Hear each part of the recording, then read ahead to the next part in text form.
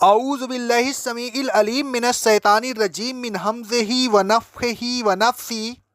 سورہ نساء کی آیت نمبر 123 اور 124 میں اللہ رب العالمین کا ارشاد گرامی ہے: اے ایمان والوں، کامیابی کا دار و مدار نہ تمہاری خوش فہمیوں پر ہے اور نہ اہل کتاب کی خوش فہمیوں پر۔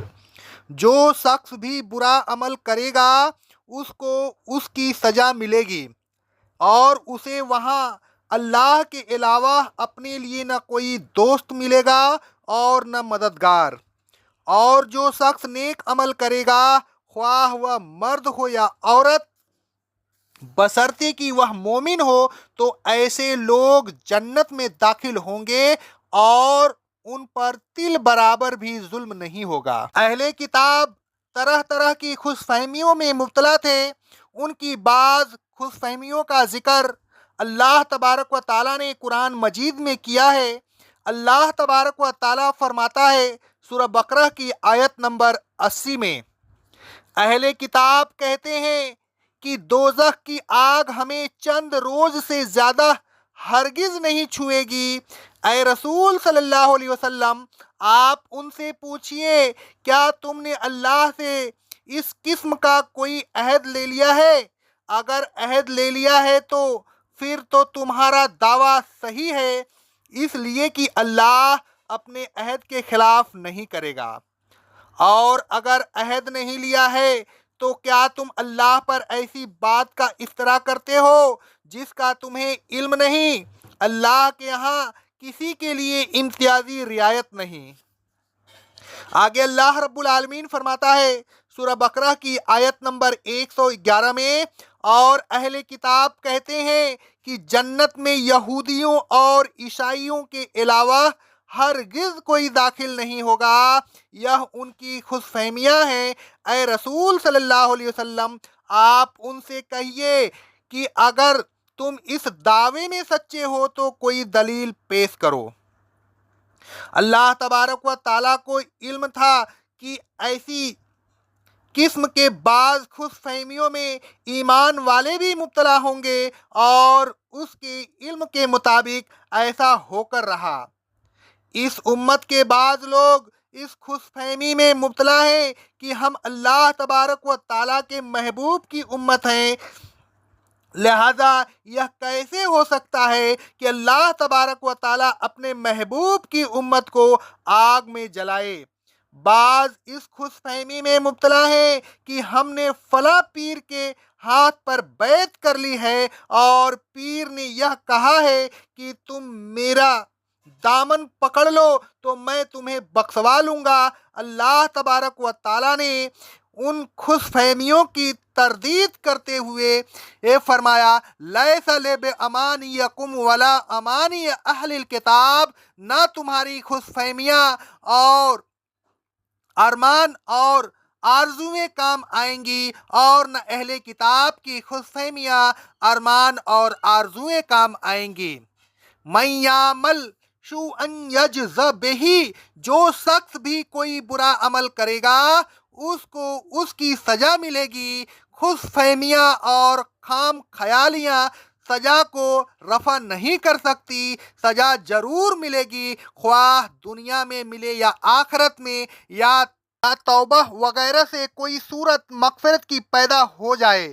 حضرت ابو ہریرہ رضی اللہ تعالیٰ عنہ فرماتے ہیں، صحیح مسلم کی حدیث ہے، جب یہ آیت من یعمل سوءا یجز بہ، یعنی جو شخص کوئی برا عمل کرے گا تو اسے اس کی سزا مل کر رہے گی، نازل ہوئی تو مسلمین بہت سخت پریشان ہوئے۔ رسول اللہ صلی اللہ علیہ وسلم نے فرمایا: میانہ روی اور استقامت اختیار کرو۔ مسلم کو جو تکلیف بھی پہنچتی ہے وہ اس کے گناہوں کا کفارہ ہوتی ہے، یہاں تک کہ جو ٹھوکر لگتی ہے یا کانٹا بھی چبھتا ہے تو وہ بھی کفارہ ہوگا، کفارہ ہو جاتا ہے۔ حضرت عائشہ طاہرہ مطہرہ رضی اللہ تعالی عنہا فرماتی ہیں، رواہ ابو الیعلیٰ کی حدیث ہے، سند صحیح سے، ایک شخص نے یہ آیت پڑھی، من یعمل سوءا یجزا بہ، یعنی جو شخص کوئی برا عمل کرے گا تو اس کو اس پر برے عمل کی سزا مل کر رہے گی۔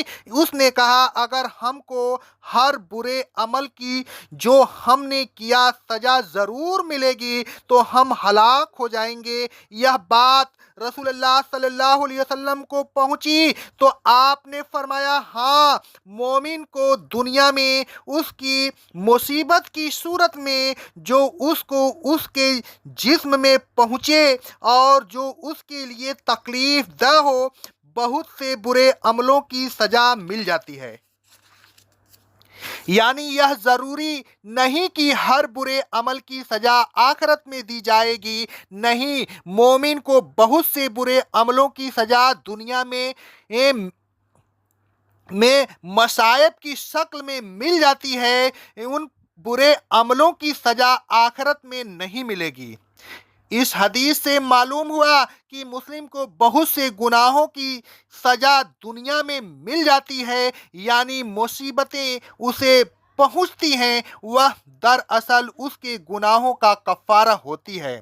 اللہ تبارک و تعالیٰ فرماتا ہے سورہ الشورى کی آیت نمبر 25 میں، اور اے رسول صلی اللہ علیہ وسلم، وہی ہے جو اپنے بندوں کی توبہ قبول فرماتا ہے، اس کی بدعمالیوں کو معاف کرتا ہے، اور وہ جانتا ہے جو کچھ تم کرتے ہو۔ اس آیت سے معلوم ہوا کہ توبہ سے گناہ معاف ہو جاتے ہیں۔ آگے اللہ رب العالمین فرماتا ہے سورہ ہود کی آیت نمبر 114 میں، بے شک نیکیاں برائیوں کو دور کر دیتی ہیں، اللہ تبارک و تعالیٰ کا ذکر کرنے والوں کے لیے اس میں بڑی نصیحتیں ہیں۔ آگے اللہ رب العالمین فرماتا ہے سورہ الشورى کی آیت نمبر 30 میں، اور اے لوگوں، جو مصیبت تم کو پہنچتی ہے تو وہ تمہارے ہی اعمال کا نتیجہ ہوتی ہے، اور بہت سے گناہ تو وہ ویسے ہی معاف کر دیتا ہے۔